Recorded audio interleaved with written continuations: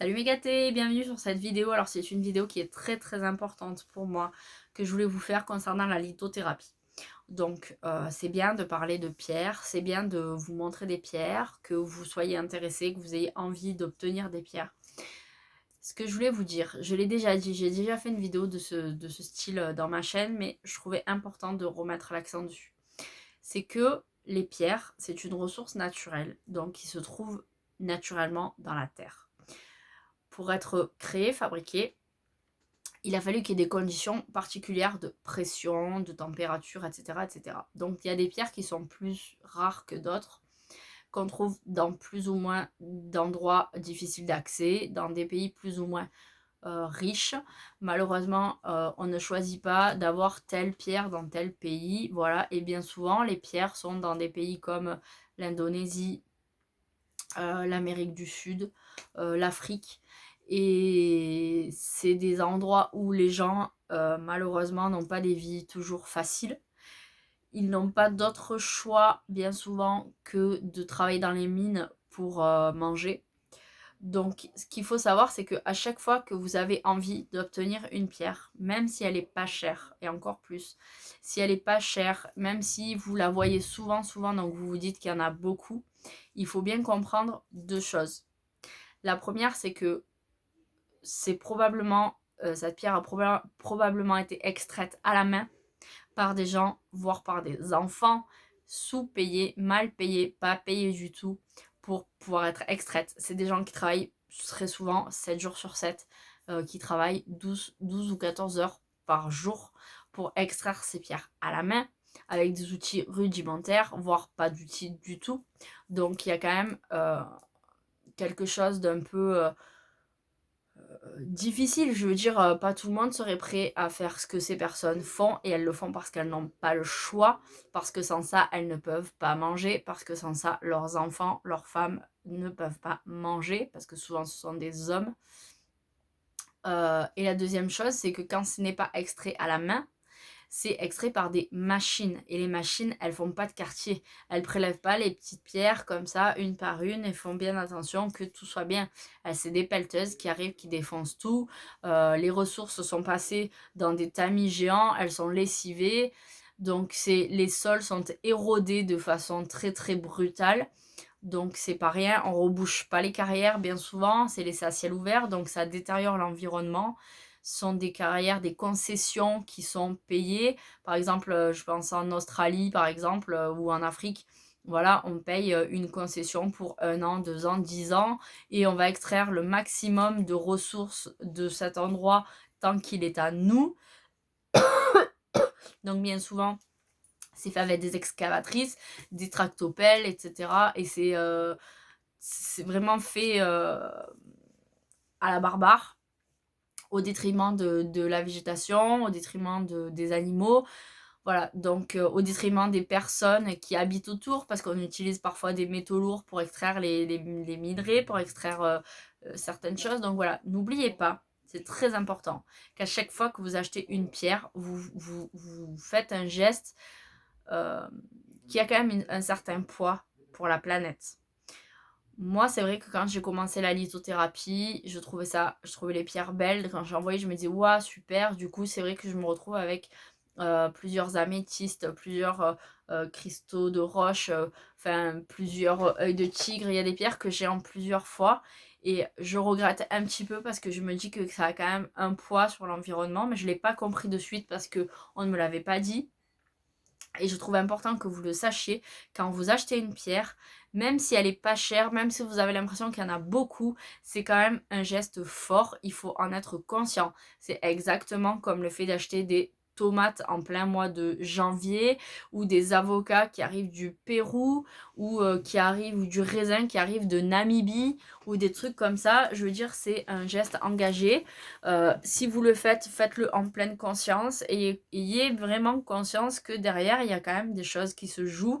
Les pierres, en plus d'avoir été extraites de façon brutale, ou d'avoir été extraites euh, dans la souffrance humaine, elles ont bien souvent parcouru le tour de la planète, parce que elles ont par exemple été extraites, je sais pas, en Afrique ou en Amérique par exemple, et puis c'est un grossiste asiatique qui va faire une commande, donc les pierres vont arriver, puis lui il va revendre à l'Europe ou aux États-Unis par exemple, donc les pierres elles ont encore fait un voyage, puis elles arrivent après jusque dans la petite boutique où vous les achetez.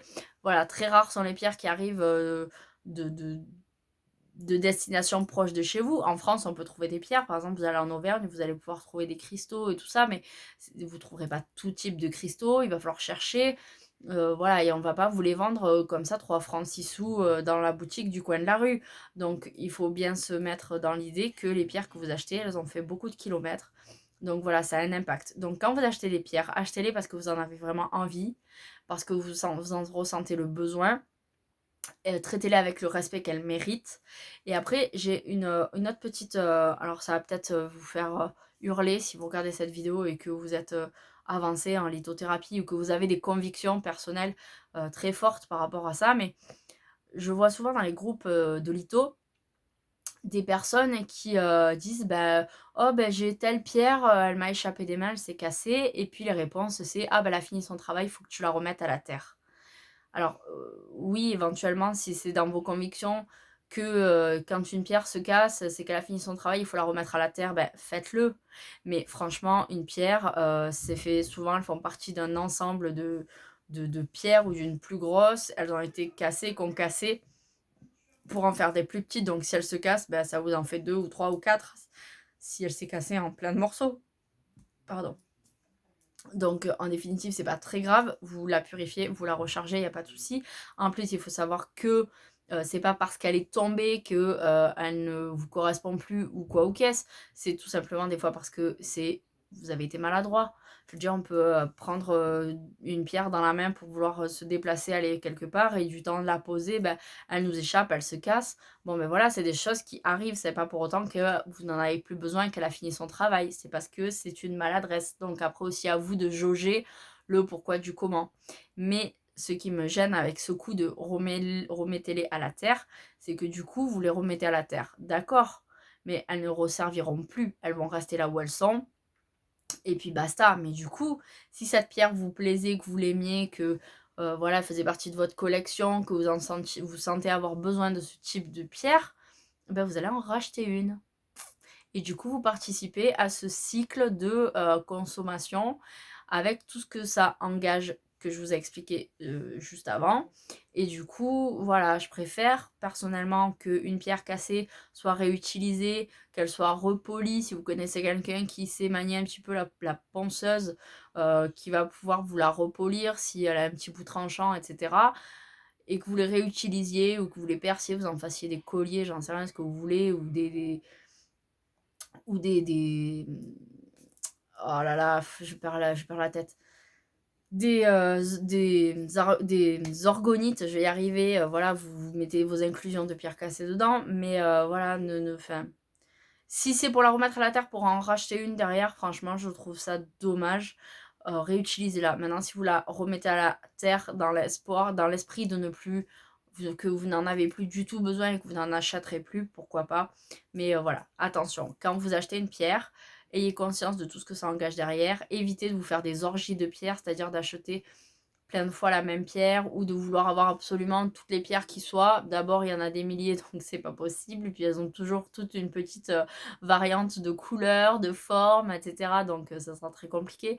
Mais voilà, réfléchissez à ça. Moi, du coup, ça fait longtemps que je n'en achète plus ou très très rarement. Récemment, je me suis offert cette labradorite, mais ça faisait peut-être, je sais pas, un an et demi ou un an que j'avais pas acheté de pierre. Et là aussi, j'ai craqué sur un bracelet parce que j'en ressentais le besoin. Donc en plus, je l'ai commandé sur Etsy. Donc je sais pas si vous connaissez ce site. Donc c'est plein de revendeurs. J'ai acheté à une personne qui travaille en France, qui fait les bijoux d'elle-même parce que c'était une pierre très, très spéciale que je voulais, que je ne trouvais pas. Donc voilà, ça m'a coûté un certain prix, mais je pense que je n'achèterai plus de pierres avant longtemps et c'est vraiment quelque chose dont j'avais besoin, mais j'essaie de faire attention. Et aujourd'hui, par exemple, je suis passée chez Cultura, j'ai regardé un petit peu les pierres, il y en avait qui me plaisaient beaucoup, que les formes et les couleurs me plaisaient énormément. Mais je me suis raisonnée, je me suis dit: «Non, je n'en ai pas besoin, j'ai déjà ce type de pierre». Voilà, heu et je ne les ai pas prises, même s'il y en a une, je regrette beaucoup. Je repense beaucoup à la sensation que j'avais quand je l'avais dans la main, mais voilà, à moins que je craque vraiment et qu'elle y soit toujours, bah, je la prendrai peut-être, mais franchement, j'ai vraiment le petit ange sur l'épaule qui me dit non, tu n'en as pas forcément vraiment besoin. Elle était plus belle que ce que tu en as besoin, quoi. Donc voilà. C'était plus un coup de cœur visuel et sensoriel qu'un réel besoin émotionnel. Voilà. J'espère que bah, vous aurez compris un petit peu le message que je voulais faire passer. Je trouvais ça super super important. Et voilà, je vous fais de gros gros gros bisous et je vous dis à très vite pour une prochaine vidéo. Et n'hésitez pas à cliquer sur le petit menu déroulant et aller voir la petite vidéo Utip. Vous savez, ces petites vidéos, vous les regardez, c'est une pub, ça dure 30 secondes. Et moi, ça va me rapporter quelques centimes. Et du coup, ça va me permettre de créer une petite cagnotte pour pouvoir m'acheter de nouveaux ouvrages ou de nouveaux oracles et puis de pouvoir vous en parler sur la chaîne. Voilà. Je vous fais de gros bisous et je vous dis à très bientôt.